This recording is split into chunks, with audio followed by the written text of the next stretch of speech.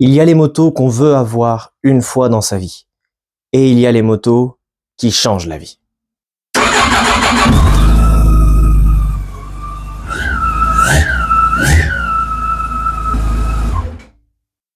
Bonjour à toutes et à tous, j'espère que vous allez bien. Aujourd'hui, on se retrouve dans une nouvelle vidéo. Peut-on se lasser d'une moto aussi parfaite que la Yamaha FJR 1300?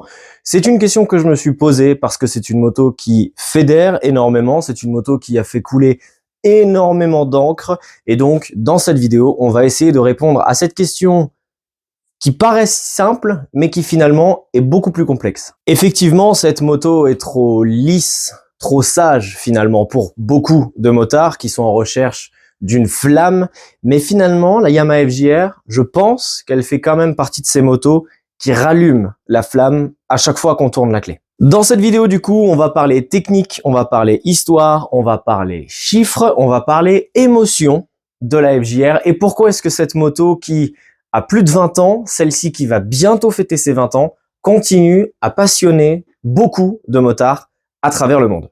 Tout d'abord, pour tous ceux qui nous rejoignent et qui ne connaissent pas forcément cette moto, qui effectivement est complètement désuée dans le paysage moto aujourd'hui et qui n'existe plus, à part de rares cas, la Yamaha FJR 1300 fait partie du segment GT Touring, donc une espèce de grande toureur qui est là pour avaler des kilomètres, un peu sportive.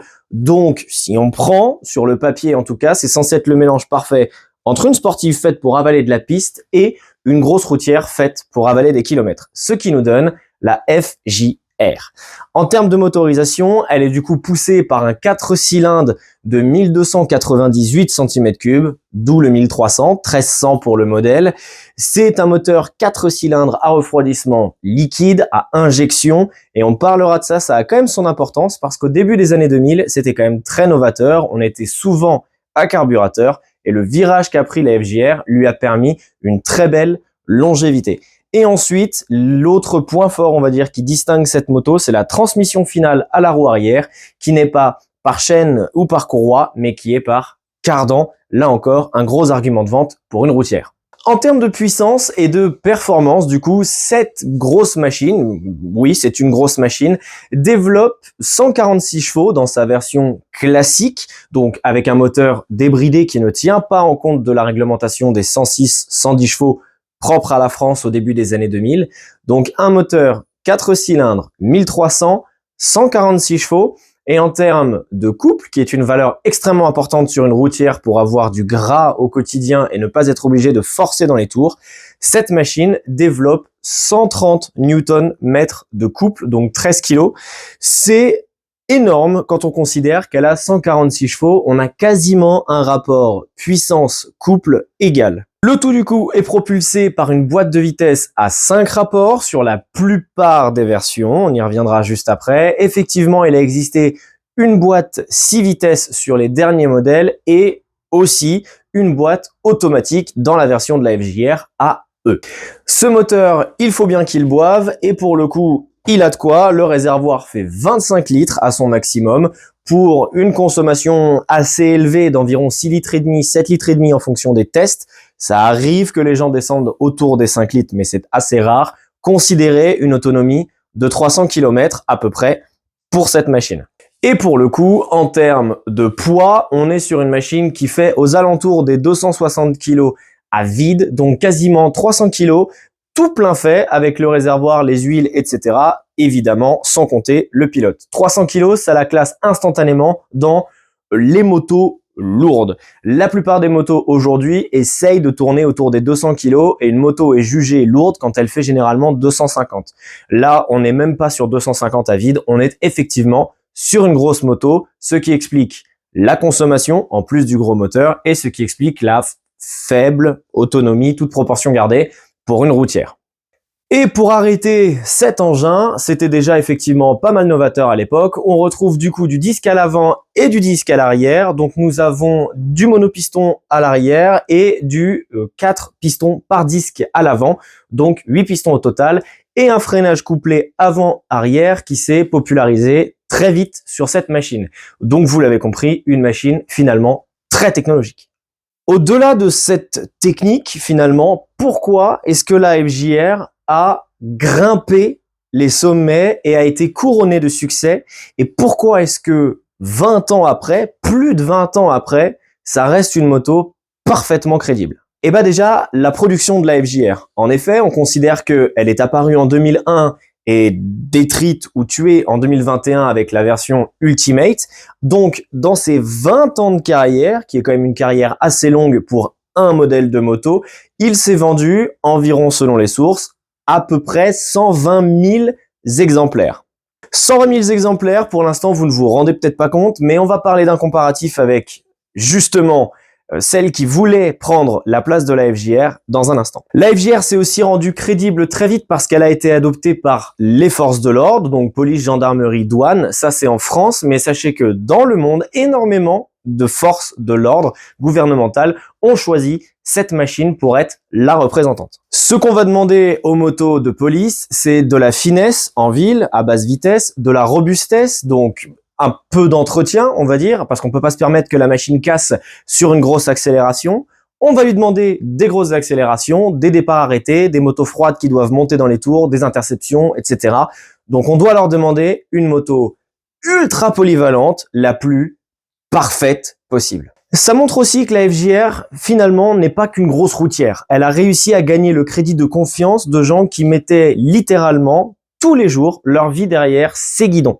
Et ça reste un sacré argument de vente quand même. Et dès 2001, le journal allemand Motorrad avait considéré la FJR comme Best Touring Motorcycle, donc la meilleure, finalement, moto de touring, donc routière, on va dire. Et finalement, en termes de rareté symbolique, quand on fait un bond dans l'histoire, la FJR a aussi su se réinventer pour une toute dernière édition, l'Ultimate Edition, donc une FJR 1300 à partir de 2018, il me semble, il faudra vérifier, pour le coup dont le nombre était limité et surtout elles étaient numérotées de série qui donne un gage de rareté à cette édition finale de cette moto légendaire. Maintenant, du coup, j'aimerais effectivement qu'on compare ces chiffres de vente parce que c'est difficile de se rendre compte où se place une moto. Quand on dit 120 000 exemplaires, c'est pas énorme, surtout si vous connaissez un peu le monde de la voiture où on parle très souvent de millions, de dizaines de millions d'unités vendues.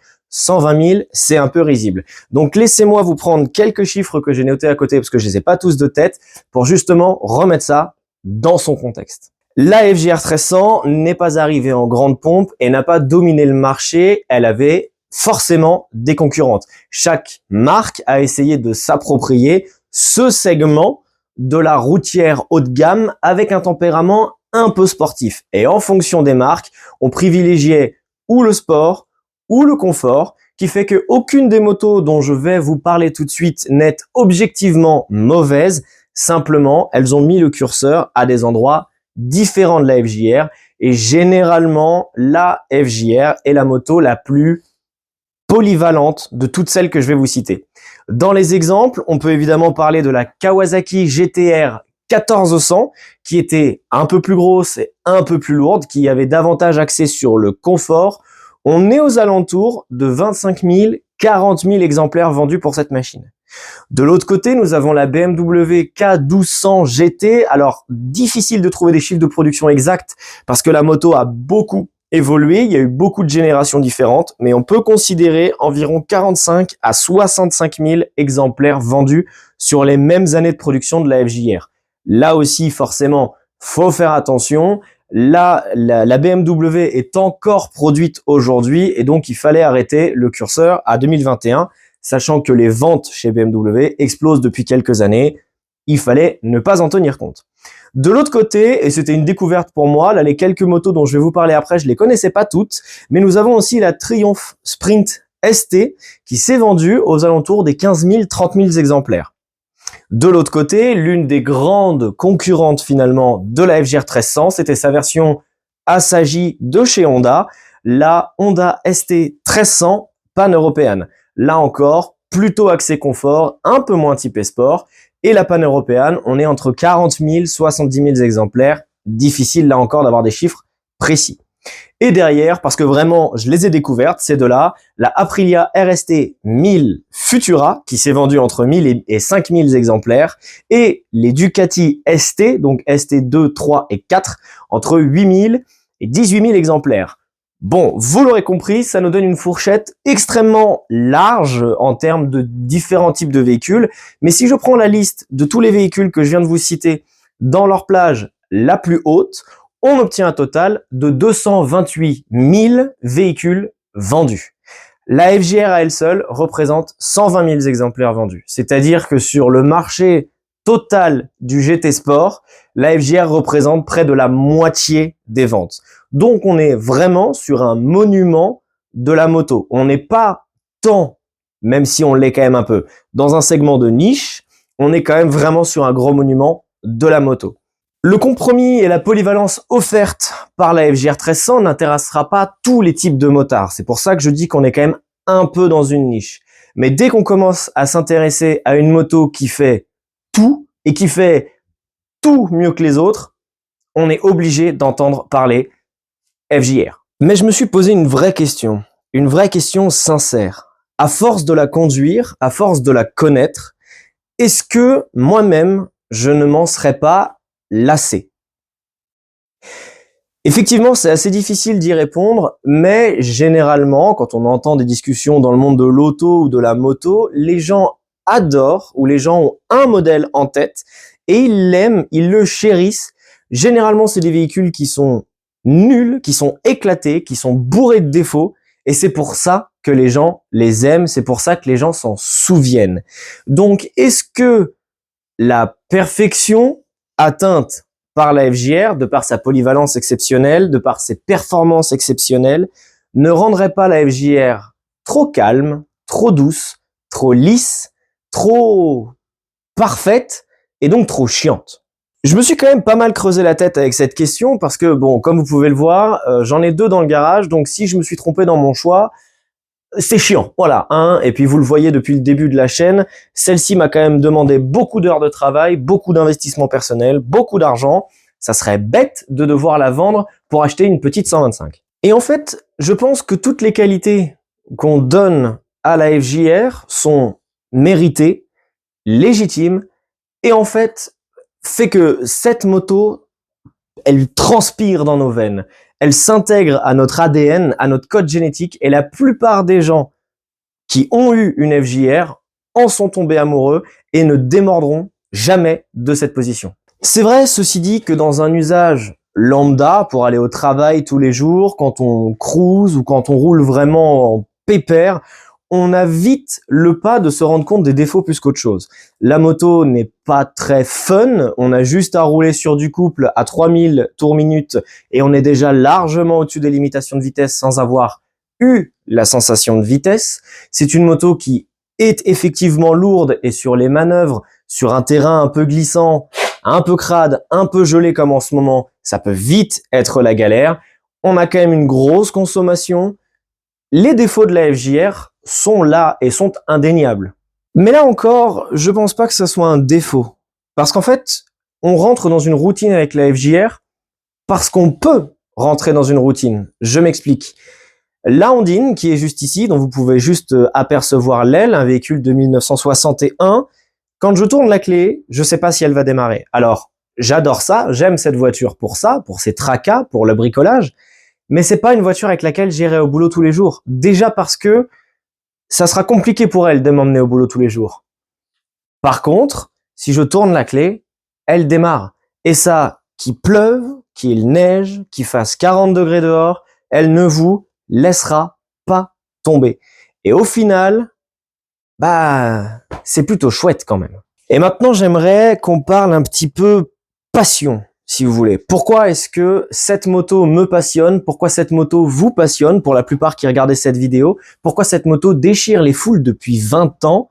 Et pourquoi est-ce que malgré toutes les critiques qu'elle peut endurer, elles sont là dans mon garage et elles n'en bougeront pas?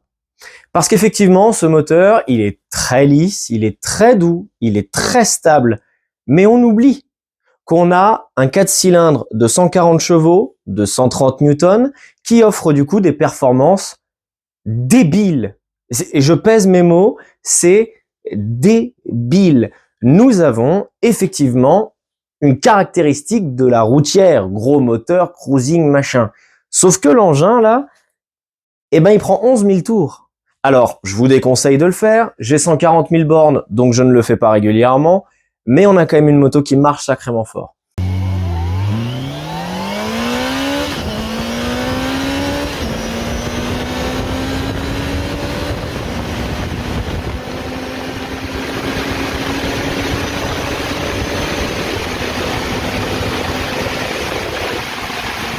Je vous mets quelques extraits avec les sources, mais la Yamaha FJR 1300 passe du 0 à 100 en environ 3 secondes quand tu lui demandes. Et le 0 à 200 est atomisé de la même façon. On oublie qu'on a ça quand on roule avec tous les jours et qu'on cruise. Le meilleur exemple que je pourrais vous donner, c'est l'essai qui est arrivé sur la chaîne dernièrement de la Yamaha aussi, XSR 900 GP. On est clairement pas du tout sur le même segment, on est sur une moto sportive, presque même hyper sportive, qui adore aller dans les tours. Et en rentrant à la maison, je l'ai pas filmé, mais j'ai fait un peu le même exercice qu'avec la 900 GP. À un moment, j'ai débranché mon cerveau et j'ai ouvert. Et là où avec la 900 GP, j'avais la sensation de vitesse et la moto se mettait à trembler, la moto communiquait et je devais m'impliquer dans la vitesse, avec la FJR, j'étais déjà plus rapide, avec une seule main sur le guidon. On oublie à quel point c'est facile de bloquer le compteur avec cette machine. Et on oublie aussi les performances. Je vous ai parlé du 0 à 100 à l'instant, mais la vitesse max de cet engin, c'est environ 260 km/h. Pour 2002, 2006 et 3000 €, le rapport prix-performance, il commence à être vraiment costaud. Ça commence à être vraiment difficile d'aller trouver plus que ça. Le châssis aussi, parce que ce n'est pas tout d'avoir un moteur. Il faut aussi pouvoir l'emmener, ce moteur. On a une moto qui est lourde, donc qui est finalement très rassurante une fois qu'elle est posée sur l'angle, mais elle n'en reste pas moins agile. Et il y a des tests, pareil, je vous montre des petites images, de maniabilité, de slalom à très basse vitesse, qui permettent de voir que l'angle de braquage est quand même excellent, et que pour qui saura gérer l'équilibre de cette machine, il y a des choses incroyables à faire. La polyvalence, les demi-tours de nos forces de l'ordre à Paris quand c'est mouillé sur des pavés, ils font un demi-tour avec la direction en butée, c'est magnifique. C'est vraiment du pilotage de haut niveau à ce stade-là. Je n'ai absolument pas la prétention de pouvoir faire ce genre de choses, hein, mais pour mon usage, c'est maniable. Et je suis une bille en moto, j'ai jamais fait de circuit, il est hors de question que je pose le genou, je vais au travail rapidement avec, mais j'ai clairement pas la prétention de dire que je peux égaler ces mecs-là, ne serait-ce que sur un seul demi-tour. Et cette moto, elle est un peu bipolaire en fait. Alors quand je dis 7, je parle de la FJR. On est vraiment sur une moto qui a un double visage. Vous vous asseyez là, vous faites monter un passager juste ici, vous mettez un gros top case, vous mettez une grosse valise de réservoir et vous pouvez partir tranquillement à affronter la route et des milliers de kilomètres sans faire de pause avec, allez, peut-être 600 kilos au total avec le conducteur, passager, les bagages, dans un confort royal, pas de bruit, pas de vibration, pas de vent, pas de température, en tout cas sur les phases 2 et 3, que du kiff. Et vous avez la double personnalité de la machine qui va plisser un peu les yeux et qui va vous dire « mais là on peut y aller là, là on peut y aller, mais tu peux y aller, tu peux y aller, prends ton angle, descends, descends, fais frotter les cale-pieds, pose la béquille au sol ». Ça arrive, et pareil, je vous renvoie sur le Facebook, j'ai mis du coup en lien la vidéo de quelqu'un qui emmène une FJR 1300 sur circuit, il dépose des sportives, il les atomise, parce que, bon, quand le moteur on le cravache, il donne, mais surtout, la maniabilité, l'angle qu'on peut prendre avec, et surtout, le côté rassurant de la largeur des pneus, etc., ne fait pas d'elle la meilleure sportive du monde, pas du tout. Mais en termes de polyvalence, encore une fois, c'est difficile d'aller la chatouiller. Et sur certaines sportives où on se fait peur et on a peur d'ouvrir un peu les gaz, je me suis jamais fait peur en 2 ans de conduite sous la pluie et avec bon tous les problèmes que vous connaissez. Donc j'ai quand même roulé des fois avec beaucoup de fumée et j'étais pas sûr d'arriver. Je suis toujours arrivé à destination et j'ai jamais eu peur. Et ça, qu'est-ce que vous voulez qu'on lui reproche à cette moto? Ensuite, et je finirai là-dessus du coup pour les contre-arguments, il y a encore une fois l'écrin, ce moteur. ce bruit, ce son, vous l'appelez comme vous voulez, cette vibration grave, métallique, significative, lorsque vous démarrez une FJR à côté de quelqu'un qui a eu ou qui a une FJR, il va tourner la tête. Il est tout de suite à la maison. C'est le bruit du crépitement du bois dans la cheminée. C'est l'odeur du pain. C'est votre ADN. C'est votre essence, cette moto. Lorsque vous l'aimez, vous l'avez directement dans la peau. Il y a des gens qui ne l'aiment pas. Je dis pas que elle est parfaite pour tout le monde. Certaines personnes préféreront le côté un peu plus doux et un peu plus lourd de la BMW. Certaines personnes préféreront le côté un peu plus sport d'autres concurrentes. Mais pour tous ceux qui commencent à aimer la FJR, elle va s'imprégner partout. Et c'est un régal absolu. Maintenant, si vous le voulez bien, je vais m'asseoir un petit peu pour vous conter une petite histoire. Vous savez que j'aime bien faire ça. Hop, alors normalement, je suis pas trop. Et on va parler, non pas de la bleue, mais de celle-ci qui vous regarde là-bas depuis le début de la vidéo. Cette moto, par rapport à mon histoire personnelle, c'est, je pense, la moto que j'ai le plus vue de ma vie. Cette moto, du coup, appartient à mon papa et j'ai passé ma jeunesse à la bricoler avec lui, à la nettoyer en fait, parce qu'elle est jamais tombée en panne.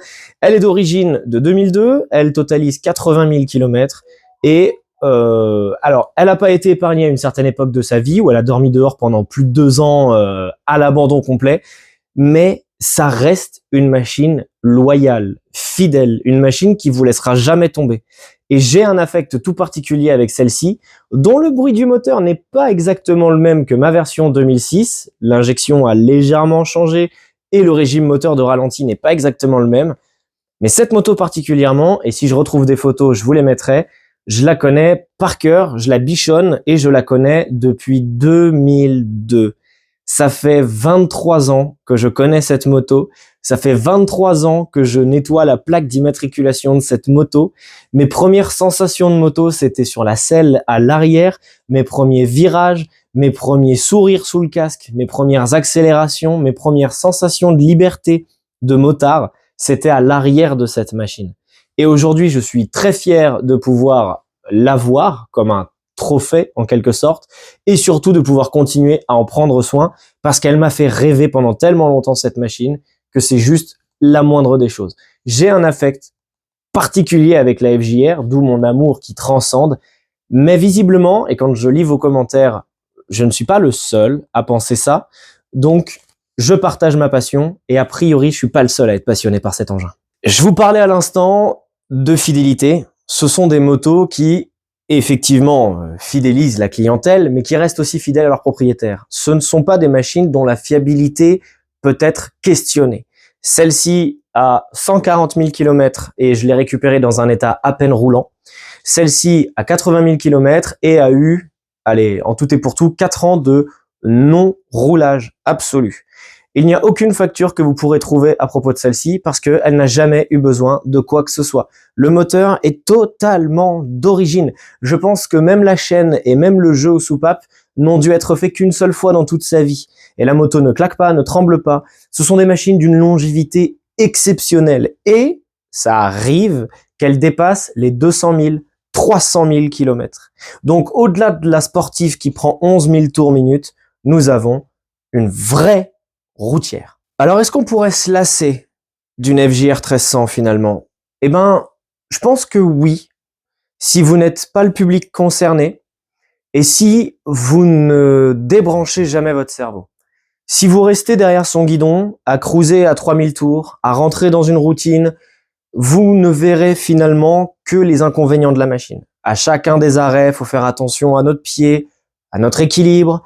C'est lourd, ça consomme, ça fait pas de bruit, c'est pas explosif, c'est chiant. Voilà, c'est une moto facile, on s'emmerde. Voilà. Mais d'un autre côté, je pense que c'est difficile de s'en lasser si on prend la FJR pour ce qu'elle est, pour le véhicule total qu'elle propose. Pour ce côté, je débranche le cerveau, je fais frotter mon cale-pied, je mets la 3e dans le rouge, je vais me faire une grosse accélération quand j'ai le droit, quand je le peux, une sortie de péage où j'atomise et où je suis aux limitations de vitesse à peine avoir passé la seconde. Et là, on se souvient, ah ouais, non, c'est sympa quand même. On n'a jamais besoin de forcer. C'est pas une moto qui va vous fatiguer, c'est une moto qui va vous accompagner. Je pense que pour certains motards, peut-être plus jeunes, peut-être plus dans la démonstration, je pense que je dois personnellement faire partie des plus jeunes possesseurs de Yamaha 1300, on va pas se mentir. Certains autres motards de mon âge, entre autres, ont besoin d'un peu plus d'explosivité. Ils ont besoin d'une MT-09, ils ont besoin d'une 900 GP, ils ont besoin, peu importe, d'une Kawasaki, un truc qui va exploser, qui va mettre des coups de pied au cul, où on va être derrière le guidon, sur la bulle, voilà, tout le temps en contrainte, tout le temps en sport, faire des roues arrière, etc. Une espèce de démonstration finalement. Et puis, pourquoi est-ce qu'elle aurait besoin de démontrer quoi que ce soit? Vous pouvez lever la roue là-dessus. Moi, je sais pas le faire, mais il y a des vidéos qui tournent. Vous pouvez le faire.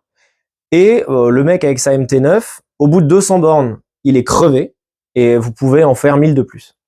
Donc, c'est juste une vision de la moto qui est différente. Si vous aimez faire de la piste, évidemment, la R1 sera un meilleur choix que la FJR.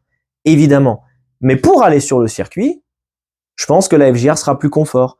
Et de par tous ces aspects, de par cette iconographie légendaire, de par ses ventes, son accomplissement, son faible coût d'entretien, sa fiabilité, sa flexibilité, sa polyvalence, je pense que quelqu'un qui prend la FJR dans sa globalité ne pourra jamais se lasser d'une FJR. Il y aura peut-être des moments où, comme moi, vous aurez besoin d'avoir une moto qui tape un peu plus, d'avoir une petite 300 ou une petite Ninja 400, un truc qui, on ouvre, ça fait du bruit, on prend 12 000 tours, ça soulage, voilà. Et puis après, on range le jouet, on prend la moto d'adulte et on part en vacances. Voilà. Je pense que c'est juste dans la définition que vous avez de la moto, de votre rapport à la moto, que vous saurez si cette moto vous va ou ne vous va pas. Mais pour les gens à qui elle coche les cases, je ne connais pas beaucoup de gens qui ont eu une FJR, qui l'ont aimée et qui ont trouvé autre chose après. La plupart des gens, la plupart des motos qu'on trouve en annonce aujourd'hui sont des gens qui s'en séparent la plupart du temps pour des problèmes de santé. Je suis devenu un peu âgé, elle est lourde, je me suis fait peur, j'ai eu un accident, j'ai eu truc, j'ai eu machin. C'est jamais j'en ai fait le tour. Voilà. Peut-être que c'est révélateur d'une époque. Peut-être que dans les années 2000, les produits étaient plus finis. Peut-être que le cahier des charges était total et c'était une vraie prise de position. Il fallait qu'elle fasse tout et tout mieux que les autres. Fallait réussir à le pondre. Chez Yamaha, ils ont réussi. Et chez les concurrents, l'avenir l'a décidé. Ça n'a pas marché autant. J'espère sincèrement que cette petite vidéo vous a plu. C'était effectivement pour moi l'occasion d'un bilan, on va dire, depuis que j'ai la bleue, parce que comme j'ai essayé d'autres motos très récemment, je me suis posé la question. C'est vrai que de temps en temps, débrancher le cerveau, prendre 200 en quatrième en faisant hurler son moteur, ça fait du bien. Mais typiquement, la 900 GP que j'ai pu essayer il y a pas très longtemps est l'une des motos que j'ai le plus aimé conduire de ma vie. Mais qu'est-ce que j'étais content, et mon dos m'a remercié aussi, de pouvoir remonter sur la FJR pour faire le trajet retour de la maison. Donc c'était une vraie conversation avec vous, où je vous ai donné mes arguments. N'hésitez pas, et surtout si vous n'êtes pas d'accord avec moi, à me le mettre en commentaire. J'ai lu pas mal d'avis sur mes autres vidéos de la FJR, de possesseurs de BM notamment, qui me disaient que ils préféraient BM, le comportement, le truc, le machin. N'hésitez pas à le mettre en commentaire, c'est vraiment, j'aime bien confronter les avis, il n'y a pas une vérité absolue, chacun a sa sensibilité, son émotion, son attente, son ressenti, donc n'hésitez pas à partager vos expériences dans les commentaires de cette vidéo. Je vous invite également à rejoindre le Facebook si vous voulez partager de plus amples choses. Effectivement, je suis resté très vague, on va dire, dans mes explications, même si j'aurais complètement pu vous parler des améliorations, de l'évolution, de la boîte de vitesse automatique, etc. Mais j'ai d'autres vidéos déjà dédiées sur le sujet. Donc, n'hésitez pas à vous abonner pour ne rien rater et surtout, ça me soutient. Je vous invite aussi à cliquer sur le petit pouce en l'air, histoire de me montrer et de me faire savoir si vous avez apprécié ou non la vidéo. C'est vrai que c'est très souvent oublié. Un petit pouce, voilà. Comme ça, vous n'êtes pas obligé de mettre un commentaire, vous faites un clic et on n'en parle plus. Surtout si l'abonnement est déjà fait. Et vraiment, si vous avez quelque chose à rajouter, si vous avez envie de démentir ce que je viens de dire, ou si au contraire, vous avez envie d'appuyer le propos avec votre propre expérience, Faites-vous plaisir dans la section commentaires. Je lis et je réponds à tous les commentaires que vous me laissez et c'est avec grand plaisir que je vous lis à chaque fois. Sur ce, le salut, la jambe tendue, le V à tous, prenez soin de vous sur la route, prenez soin de vos machines. L'hivernage approche et moi, je vais continuer à rouler en FJR parce que l'hiver, elle le peut. Ciao, ciao.